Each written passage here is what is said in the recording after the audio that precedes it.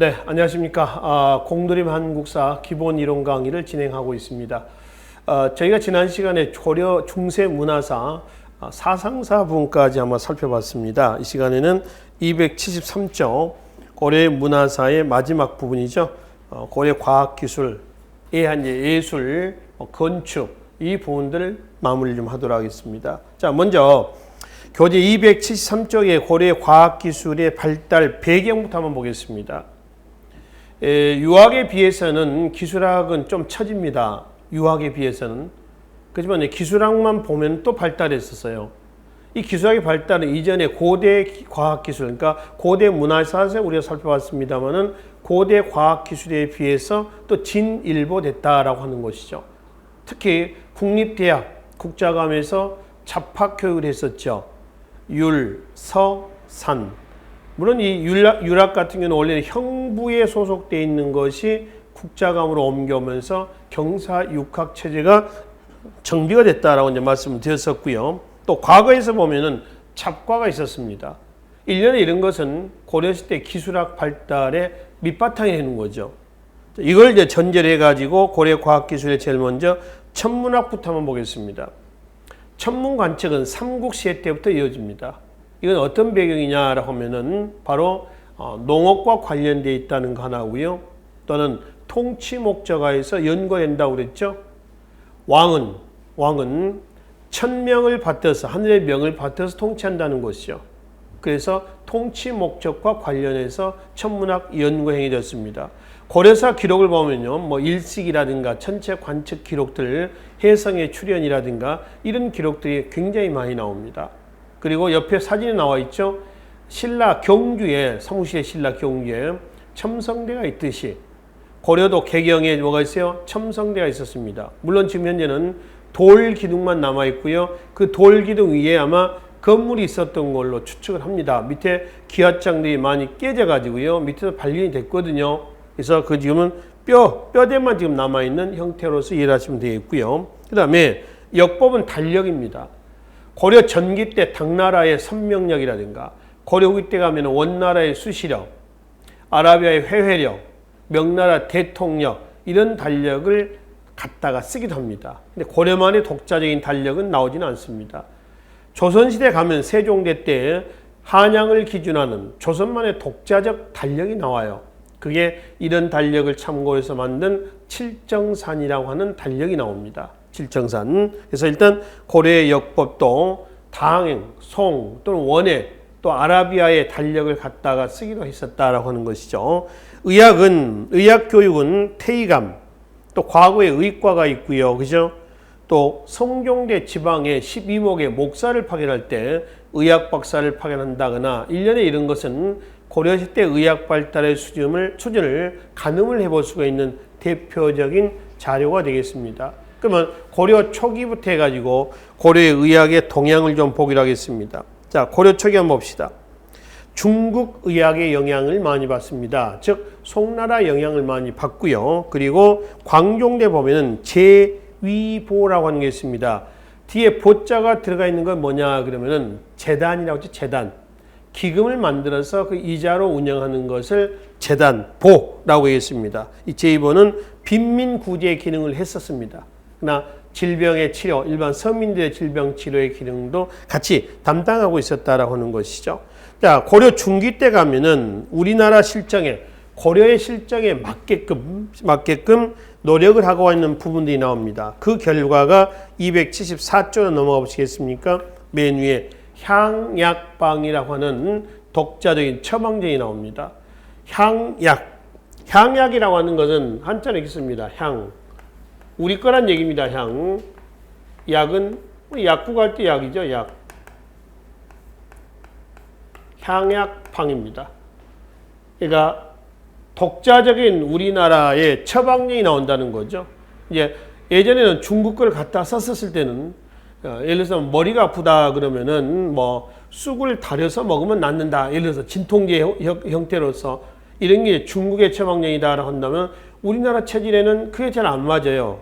그래서 우리나라 체질에 맞는 처방전이 나옵니다. 쑥이 아니라 예를 들어서 무슨 뭐 대추를 달여 먹는다. 뭐 이런 식의 독자적인 처방전, 향약방이 나오게 된다. 고려 후기 때입니다.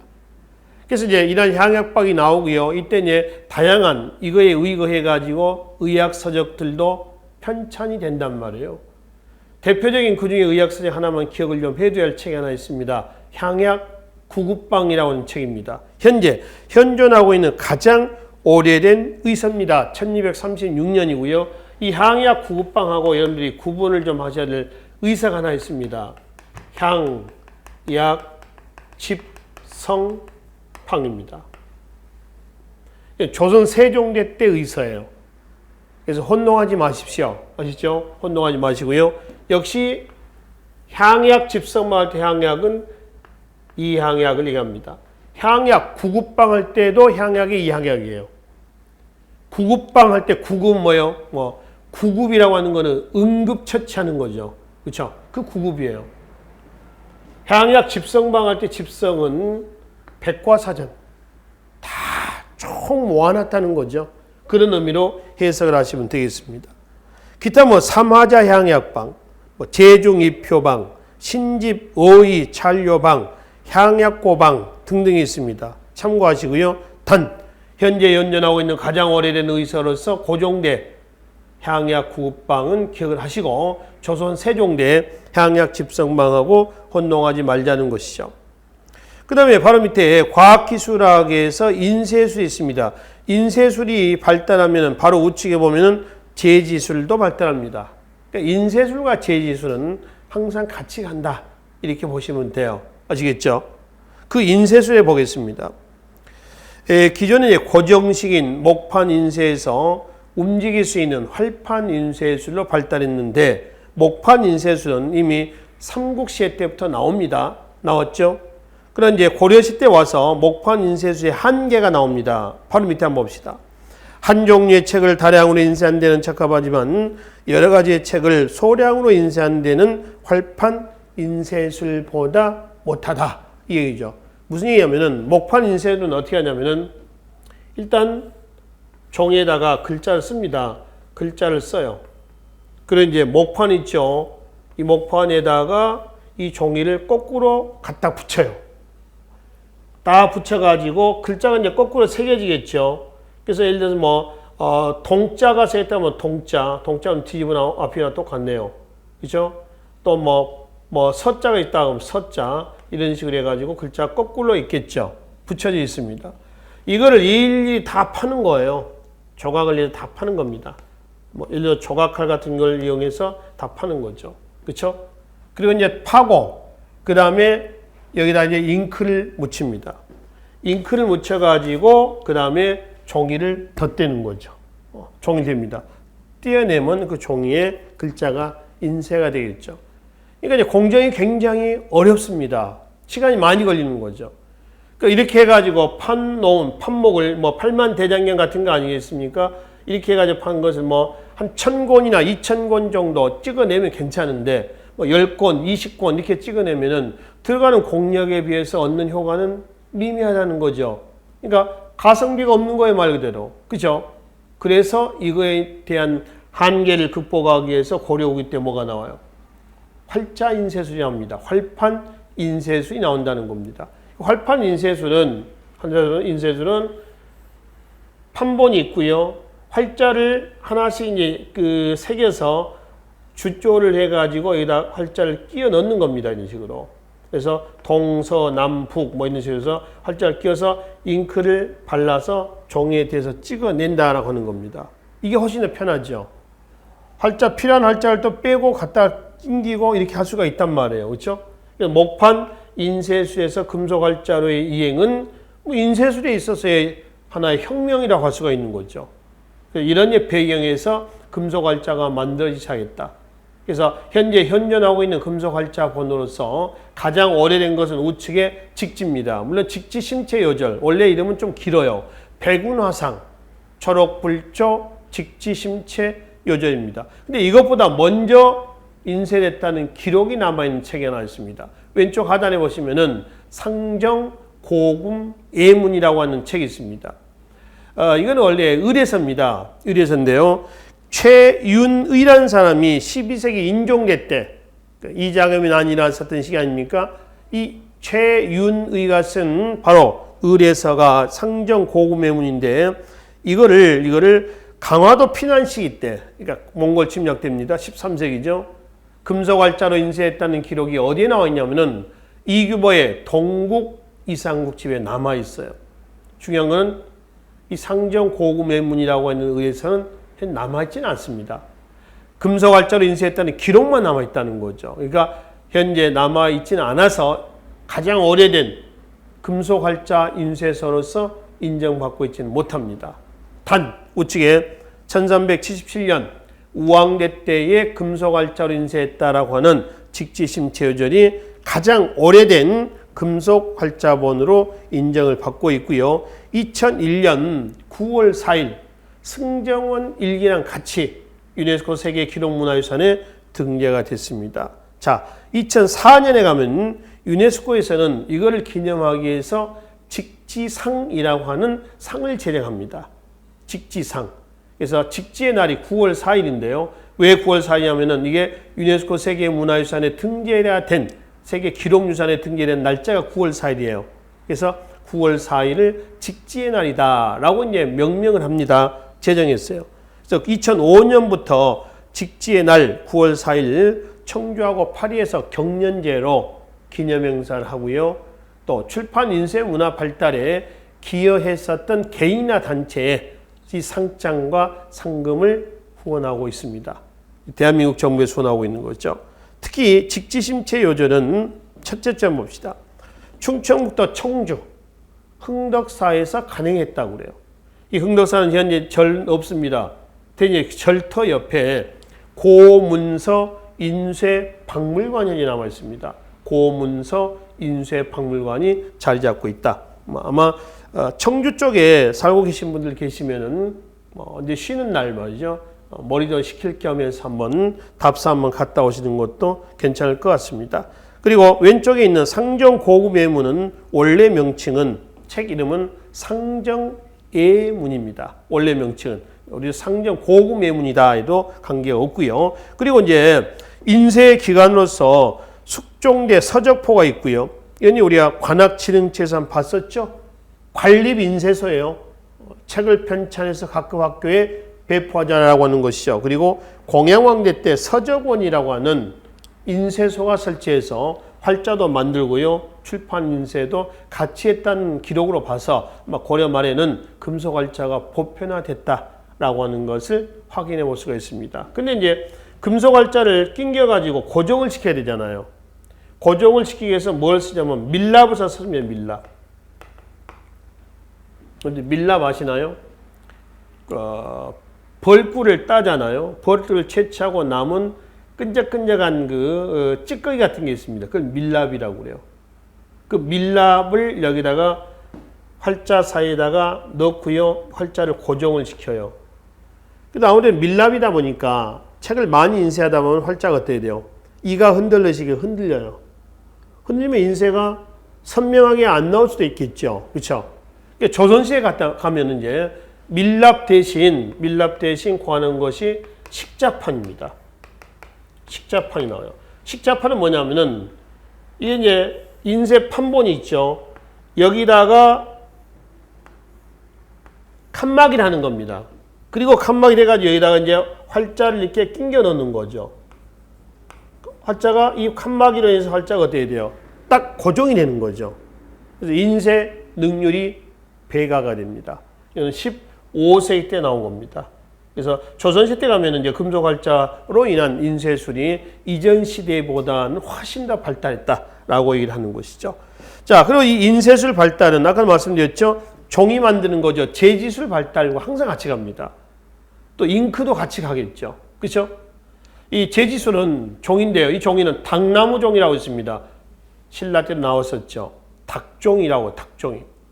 지금 현재도 이 고급 한지는 말이죠. 이 닭종이를 가공해가지고 한지를 만들어요. 닭나무를 가공해서 닭종이를 만든다는 겁니다. 닭나무는 언제 채취하면 지금 겨울에 채취합니다. 나무 줄기가 한 이 정도 두껍습니다. 나무를 잘라가지고요. 잘라서 껍질을 벗겨요. 그 안에 있는 것은 버립니다. 껍질을 끓는 물에다가 끓여요. 뭐 표백 작용을 하면서 계속 이제 끓이는 겁니다. 끓여가지고요. 앞뒤가 허옇게 되는 거죠. 그렇죠? 그래서 떠가지고 인쇄를 하는 겁니다. 나무에서 이제 이 당나무 종류에서 이제 추출하다 보니까 섬유질이 많아요. 그러니까 쉽게 찢어져 안 찢어져? 안 찢어지는 거죠. 잘 안 찢어지고요. 질기고 희고 반질반질하고요. 잉크도 더 잘 묻어요. 오래 가는 거죠. 보존력도 좋다라고 하는 것이죠. 이 닭종이는 고려, 신라, 고려, 조선 현재까지 계승이 되고 있다라고 이제 보시면 되겠습니다. 자, 그리고 이제 과학기술학에서 화약, 그 다음에 조선술이 있습니다. 마지막이죠. 화약은 원나라에서 최무선에 의해서 원나라 이원이라는 사람으로부터 화약 제조법입니다. 그러니까 화약 제조하는, 가루 만드는 거죠. 그거를 이제 배워와서 화통 도가면 관청을 두고요. 화약 화포를 제조를 합니다. 고려 말에 홍건적 외국에 침략 때 보면은 그 최무선의 진포대첩이 있었죠. 그 진포, 금강입구입니다. 그래서 진포대첩에서 큰 효험을 이루었었다. 효험을 봤다라고 얘기를 하고 있고요. 마지막에 조선술이 있습니다. 배 만드는 거죠. 고려시대 송과의 대무역, 해상무역과 고려 말 원의 압력에 의해서 일본 원정 때 보면은 이 배를 단시간에 전함을 많이 만들거든요. 이 조선술은 그래서 신라 때도 뭐 일본의 조선술 축제술에서 영향을 줬다고 그러는데요. 고려 때도 이런 배경 속에서 배 만드는 기술이 굉장히 발달했습니다. 뒷장에 맨 위에 한번 봅시다. 276쪽입니다. 큰 범선 있죠. 범선은 이제 바람의 힘으로 가는 겁니다. 그래서 길이가 96척, 약 29m. 지금 29m는 뭐 이건 작은 배죠, 사실은. 그렇죠? 이때는 굉장히 큰 배입니다. 지금 뭐 축구장만한 뭐 미국 항공모함 같은 경우는 보통 축구장 크기에 뭐 4개, 5개 정도의 배가 있지 않습니까? 뭐 굉장히 큰 배들이죠. 거기에 뭐 항공기를 뭐 100대씩 뭐 싣고 다니는 그런 배도 있습니다만은 하여튼 고려시대 때는 29m 정도의 대형 범선. 그 다음에 조운선은 조세운반선입니다. 조운은 조세운반이라고 했죠. 그래서 대형, 소형 조운선인데 대형 조운선을 한자를 뭐라면 초마선이라고 하고요. 작은 걸 평저선이라고 그래요. 자, 초마선은 어떻게 있냐면은 초마선은 이렇게 되어 있습니다. 밑이 V자입니다. 앞면에서 보면은. 그러니까 얘가 이제 배 위에가 되는 거죠. 깊은 바다를 다니는데 여기 이제 곡식을 싣고 다니는 거죠. 근데 평저선이 있죠. 평저선은 밑이 편편한 거죠. 여기 이제 물입니다. 초마선은 곡식은 1000석, 쌀 한 1000가마 정도, 한 200, 300가마 정도를 싣고 다닐 수 있는 배예요. 이거는 깊은 수심, 바다죠. 여기 이제 강, 밑이 얕으니까, 그래서 밑이 V자가 아니라 편편하게 이렇게 되어 있다라고 보시면 되겠습니다. 그리고 아까 말씀드렸던 고려 말 원의 간섭에 의해서 일본 원정 때 전함, 요즘에는 군함이죠. 군함이 단시간에 만들어졌고, 또 군함을 만들었으면은 고려 말에는 화약과 화포가 만들어지잖아요. 배에다가 뭘 장착할까요? 화포를 장착합니다. 포를 쏘면 그 반동이 상당하죠. 충격이. 일반 소총도 그냥 뭐 반동 장치가 없는 소총은 어때요? 개머리판 안에 요즘에 군인들 쓰는 총 안에 스프링 장치가 있어서 총알이 튕겨 나갈 때 충격을 스프링해서 완충을 시켜줍니다. 그게 없었던 6.25 때 사용됐었다고 뭐 M1이라든가 뭐 이런 그 미군 그 총들 보면 어때요? 그런 장치가 없죠. 그러니까 총을 한 발 쏘면 어때요? 어깨가 뒤로 팅팅 튕겨 나가는 겁니다. 잘못하면 어깨 빠지죠. 그렇죠? 그러니까 그런 것들을 완화시켜주는 완충 역할을 했었던 아마 장치도 배에다가 화포를 장착했다면은 만들어졌었을 걸로 추측한다는 것이죠. 그래서 고려시대 때의 과학기술학은 바로 화약, 그 다음에 무기, 그리고 조선술까지 발달했다라고 결론을 내리겠습니다. 그리고 이제 기타 이제 건축과 석탑, 그리고 공예 예술을 좀 살펴봅시다. 자, 고려 건축은 전기와 후기로 나누겠습니다. 전기 때의 특징 담보겠습니다. 경사지대의 층단식이었다. 왼쪽에 사진을 보시면 영주 부석사 사진이 있습니다.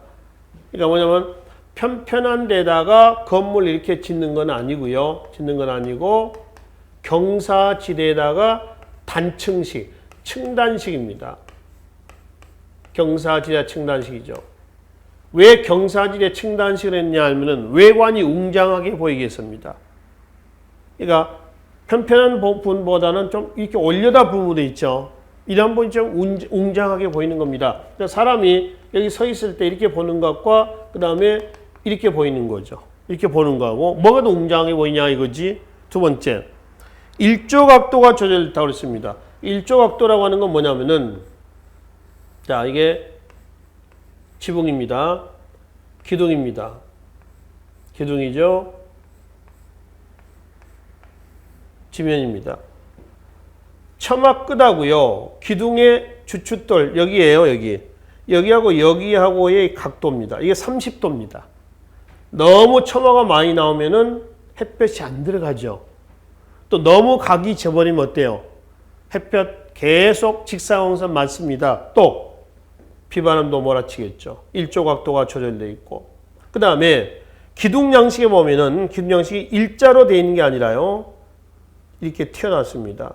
엔타시스. 배가 나온 모습, 배 흘림 양식 이렇게 합니다. 그래서 이건 안정감을 줍니다. 그 다음에 공포 양식이라고 해서 기둥과 지붕 사이에 공포를 하나 시켜놓습니다. 이거를 주심포라고 그래요. 지붕의 하중을 골고루 분산시키는 역할을 한다는 것이죠.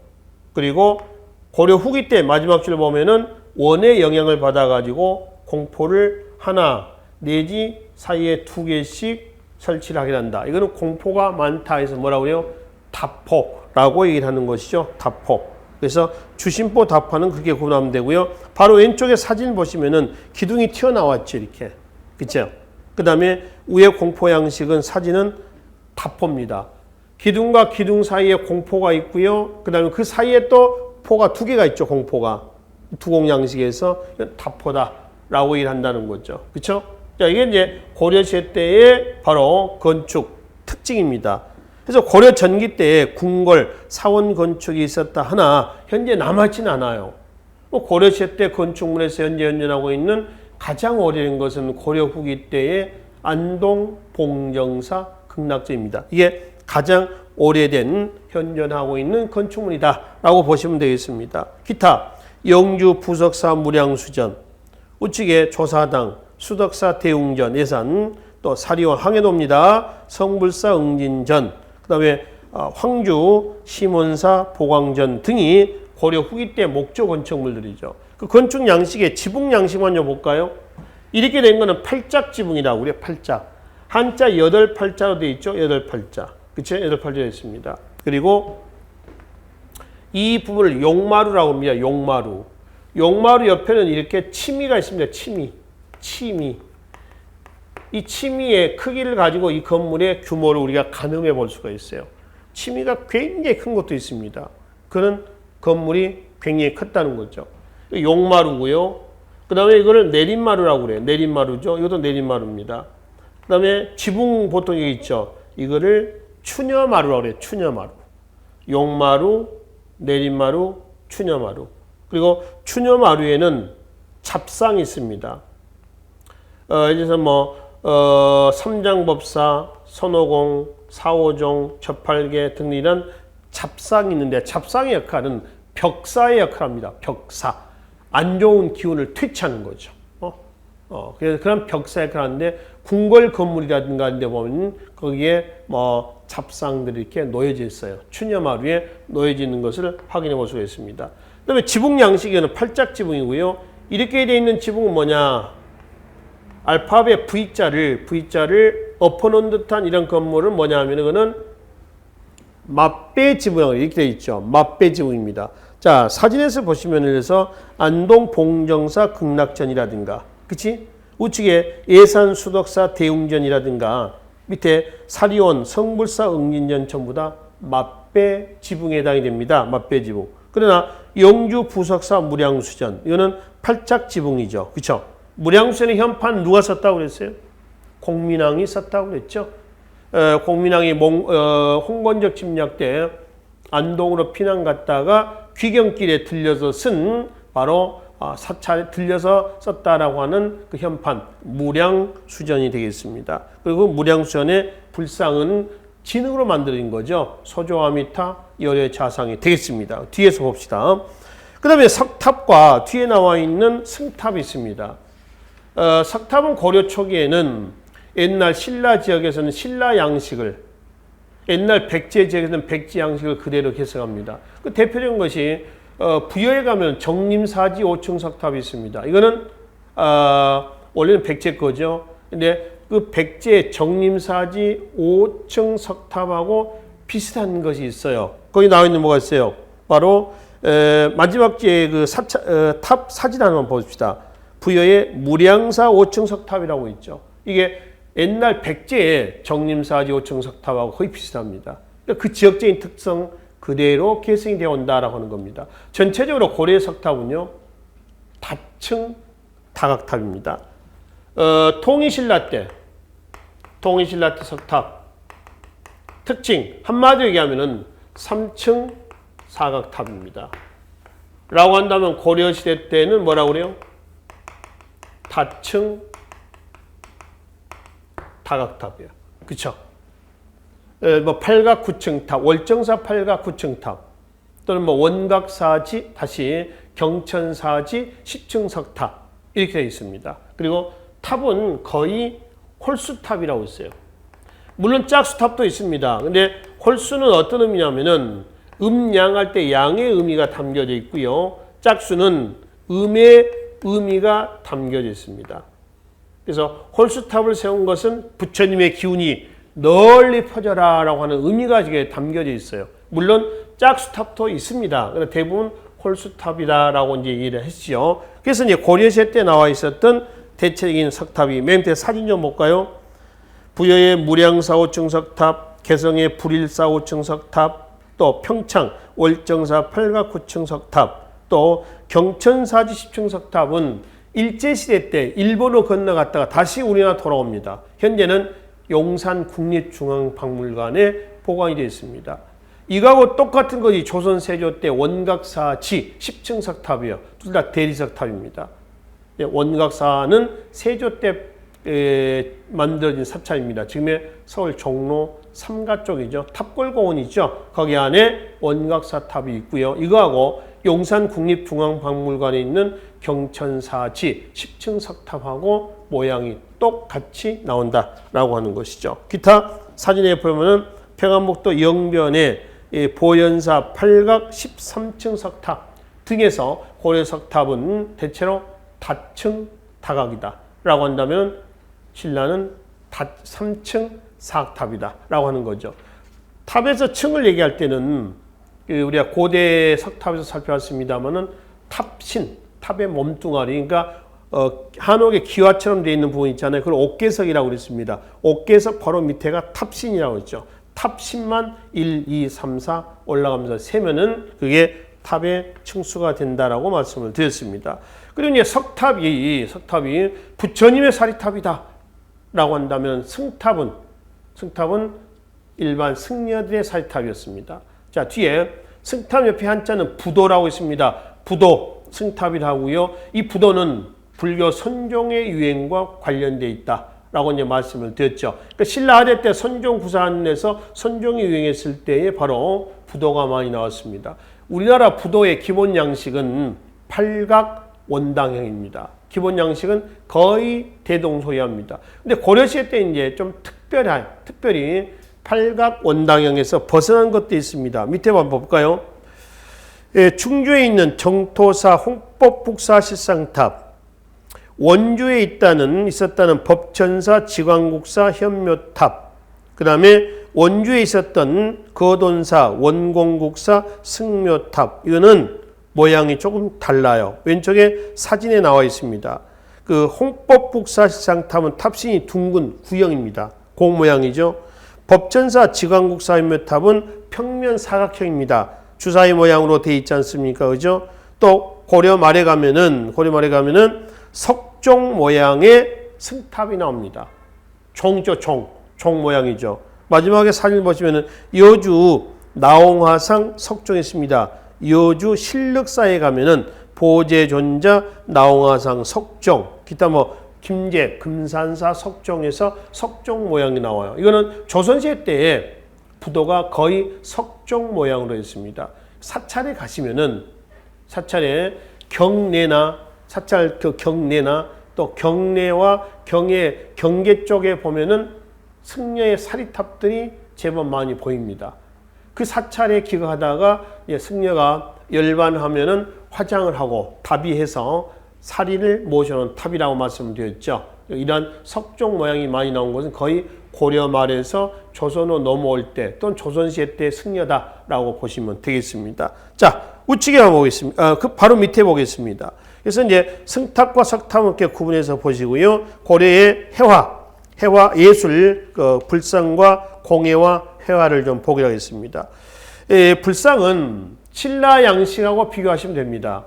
신라 양식은 조형미, 균형미가 잘 갖춰져 있습니다. 대표적인 것이 석굴암의 그 본존불상과 같은 그런 모습들이에요.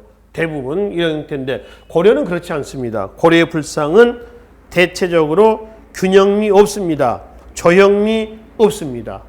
인체 비례가 안 맞아요. 대표적인 것이 우측에 사진 좀 봐봐요. 경기도 광주 춘곡리 철조석가 열애 자상, 철불이죠. 논산 관촉사 석조 미륵보살 입상, 머리는 딥다 크고 몸집은 좀 작죠. 그렇죠? 목은 또 짧고. 안동 이천동 석불은 몸뚱아리는 자연석입니다. 위에 불상, 불투만, 머리 부분만 조각을 해서 몸체에 있는 자연석에다 얹어놓은 거예요.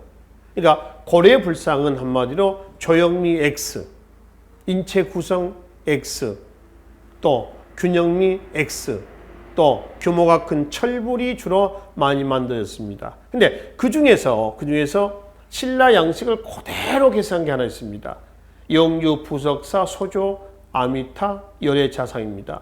현재 좌불상 중에서요 가장 큰 불상으로 얘기를 하고 있고요. 바로 위에 사진 위에 한번 봐봐요. 소조할 때 한자를 한번 보세요. 한자 소조.